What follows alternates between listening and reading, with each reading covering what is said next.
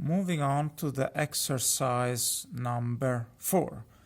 We have again a linear function. We don't know the formula for this function. We just have the generic formula y equals to f of x, but we're still able to answer these questions with the help of the graph. First question asks us to calculate f of 1. And we say it one more time. F of 1 means that the x value is 1. That's what we're going to look for on the x-axis. See, the number 1 is here. And we notice also that we have to take some steps above to meet the line. In this point, which has y coordinate 3.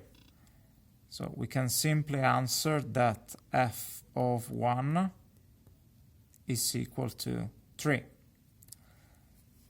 Let's see question number B. Solve the equation f of x equal to 1. Now we have no idea on what's the value for x, but we know that y is equal to 1 instead this time. So let's look for this number on the y-axis. See, it's here. This time to meet the line we have to take some steps towards the right to meet the point here. Taking some steps down, we see that the corresponding x values is 2, which leads us to the answer to this question. X equals 2. All right. Question C. Calculate f of 3. Again, this means that x is equal to 3. Then we're going to look for this value on the x-axis, which is here. This time we'll have to go down to meet the line and not up until we meet the point here, which corresponds the y value minus 1. So the answer to this question is that f of 3 is equal to minus 1. Great, let's move on to the last question of this exercise. Solve the equation f of x equals to 3.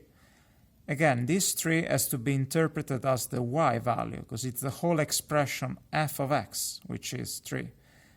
We don't have no idea on what the x value is so far. So we look for the x value, the y value 3 here. We see that we have to take some steps towards the right for meet again this familiar point, which leads us to the solution, x equal to 1. This is coherent with what we had solved in the question A, because we had calculated that f of 1 was equal to 3. Here we did the same reasoning, just starting from the value y, which was 3. We remind that we can also write this expression as f of 1 equal to 3, which was the same answer we had gotten in question A. But this concludes this exercise.